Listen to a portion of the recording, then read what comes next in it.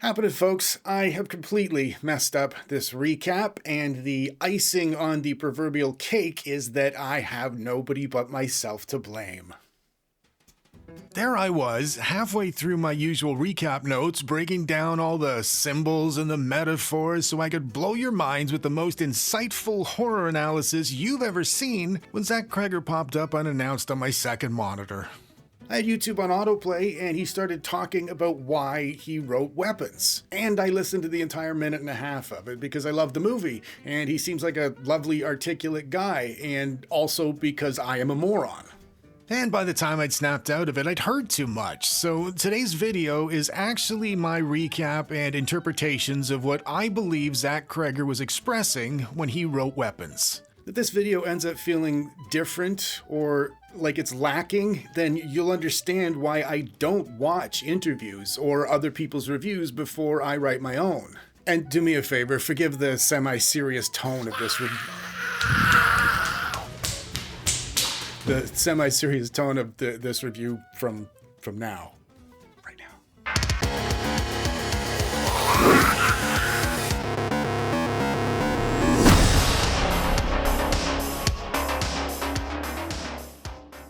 This story is conveyed through the staggered viewpoints of 6 main characters. Zach Cregger wrote each of the characters' behaviors to convey a specific reaction he had to the death of his best friend and co-creator of their comedy series, Trevor Moore, who passed away in 2021. Weapons was his way of dealing with Trevor's sudden and unexpected death, and that's why I can't interpret things my own way. To me, it would kind of feel disrespectful. And as always, I will explain myself as we are going along.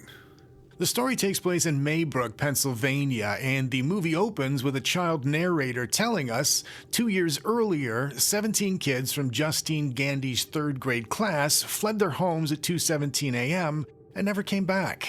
One student, named Alex, did not disappear. About a month later, Justine's boss, Principal Marcus, put her on leave amid suspicions she might have been involved. This sends Justine into the bottom of a bottle and into the arms of her ex-boyfriend, a married police officer named Paul. Out of concern for her only remaining student's well-being, Justine goes to Alex's home and finds all his windows covered with newspaper. As she's peeping through the window, she sees his parents sitting unnaturally still in the dark. So she asks her boss, Principal Marcus, to conduct a wellness check on the family, and while she's waiting for that to happen, she stakes out the house. After she passes out, Alex's mother comes out and cuts a lock of her hair. In this story, Justine is an expression of Zach Cregger's feelings of shame at the loss of his best friend. There was alcohol in his system, and they estimate he passed away at roughly 2:30 a.m., hence 2:17 a.m. If that number feels random to you, you're getting the picture, because obviously death is often a very random occurrence. The missing children are not Justine's fault, but she is feeling the guilt most people in her position naturally would. As Trevor's best friend for so many years, and as somebody with an alcoholic past himself, Zach Cregger's guilt is not a difficult thing to explain. Then we meet Archer, who is the father of one of the missing children, Matthew. Out of frustration at a lack of answers from the police, Archer conducts his own investigation. He reviews all the security footage he can get his hands on, and he notices the children's projected paths all converge at the same approximate location. And at the same time, both he and Justine the teacher start dreaming about a mysterious old woman slathered in excessive makeup. Archer's character represents the idea of blame and resentment, which is so often misplaced during these sorts of tragic events. Lashing out and attaching blame to innocent people never really fixes anything, and if it does provide any kind of relief, it's usually temporary and often regrettable. Archer has a dream, and it illustrates how blaming everybody seems like a solution, but ultimately gets you nowhere. He leaves his house in a straight line, but ends up back home, implying this approach is like running around in circles. He apologizes to his son for not being there for him and not telling him he loved him while he was still around. I don't think I have to explain the meaning of this interaction. What I will say, as somebody who tends to keep this type of thing to themselves as well, is the scene hits pretty hard. We meet Paul next, and while he's out on patrol, he arrests a vagrant drug addict named James. After assuring the officer there's nothing dangerous in his pockets, Paul pricks his finger on a dirty syringe, and this sends Paul into a furious rage. He knocks James unconscious. When Paul realizes the assault was caught on his dash cam, he lets James go with a warning not to stick around. Paul represents the feeling of pure frustration at the idea of being defeated. He's recently given up alcohol, and we are watching him navigate his way through a life he's not very happy with without the alcohol to help him through it. He's trying very hard, and he's going through the motions, but he doesn't seem capable of enjoying the little things anymore. And after the needle incident, he feels defeated, like all of his efforts have been for nothing. So he drinks, and he cheats on his partner. But pay attention, Zach Cregger is not glorifying all of these decisions. He's making it very clear that Paul is messing things up. That same day, James breaks into Alex's seemingly abandoned home to steal things to support his addiction. When he inspects the basement, he discovers all the missing children standing catatonic in the dark. When he realizes there is a $50,000 reward for locating the children, he phones the police. But when he heads to the station to catch in, Paul spots him. After warning him against showing his face in the area again, he chases him off into the forest. James personifies the isolating qualities of addiction, and this goes hand in hand with the shame and the guilt Justine represents. If you sincerely felt responsible for the death of your friend, even just partially, it follows naturally you might believe you possess the ability to affect other people the exact same way. And depending on your demeanor and constitution, your reaction to these feelings might be to hide yourself away. Figuratively speaking for Zach Cregger, and literally for James in a tent in a forest.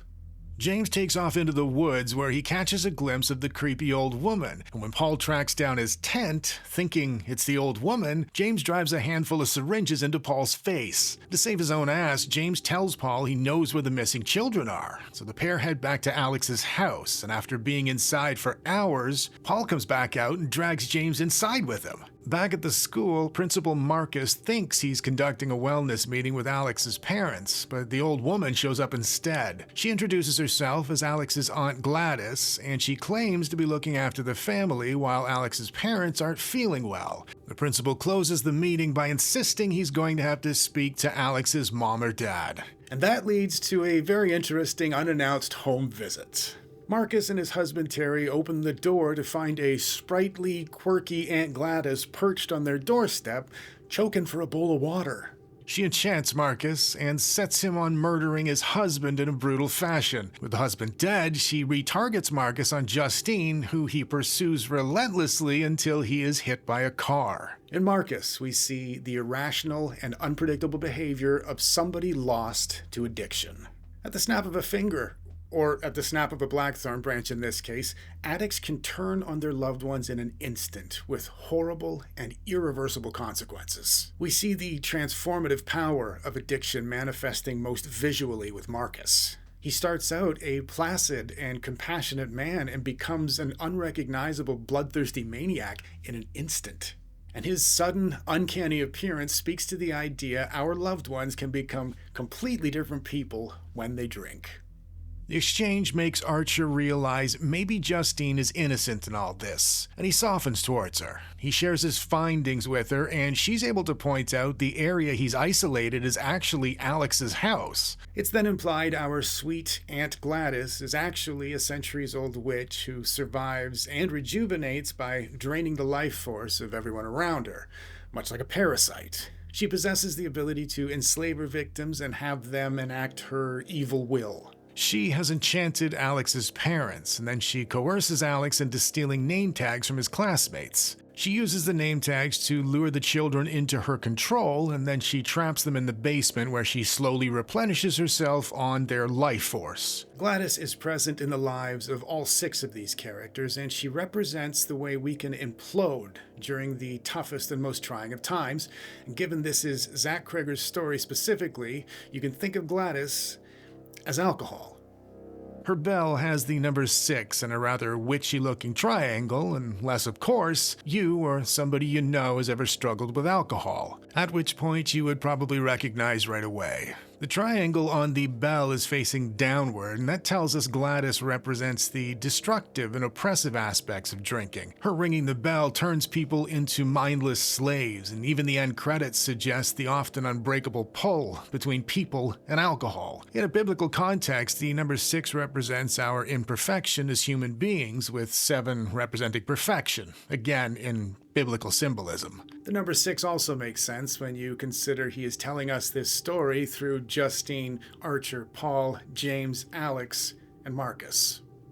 Justine and Archer break into Alex's house where the bewitched Paul and James attack them. Justine kills her ex, and while Archer is looking for his son in the basement, Gladys enchants him and turns him on Justine. With all the adults out of commission, Alex barricades himself in the bathroom and replicates Gladys' spell using a strand of hair from her wig. Alex is an allegory, and clearly the most personal character to director Zach Cregger. His parents become numb and distant and unresponsive, and they hurt themselves right in front of him. He literally has to feed them. Their fate ultimately falls into Alex's little hands. And I imagine this must be what Zach Cregger felt like as the child of an alcoholic father himself. I'm sure I'm stretching here, but try thinking of Gladys as a big bottle of vodka, and then re-examine the entire family dynamic. Alex doesn't talk about his home situation at school, but children are surprisingly strong and resilient, so he takes on the role of caretaker at a very young age. Ultimately, he saves the day in this story, and I see that as Zach Cregger telling us he's okay now as an adult. Gladys demands Alex brings home something from each of his classmates at school. And this speaks to the idea of how easily things like addiction and dependency can spread to other people through simple associations or family connections or friendships. And all of these things harken back to Zach Cregger's guilt about his best friend's death.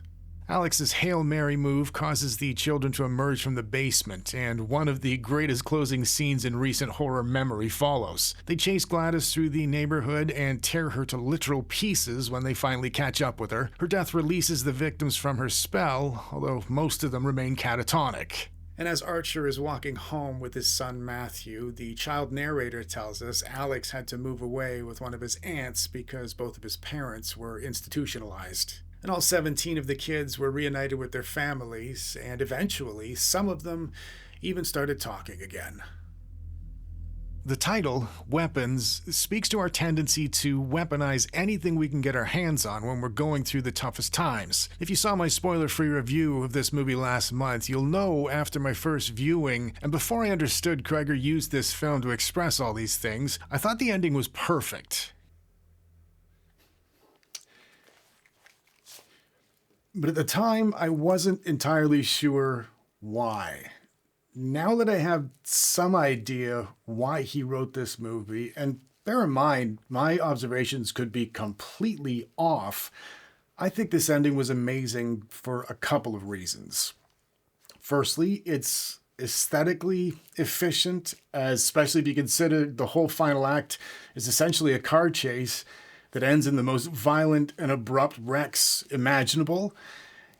It is sincerely one of the best action sequences I've seen in a long time, and it featured a pack of children and a 75-year-old Amy Madigan, and yes, I am aware there were probably stunt doubles at times, but I didn't see any. It also provided an emotional payoff while leaving things as I think they would be in real life. When Gladys is destroyed, things don't magically return to the way they were before, the way they usually do in movies.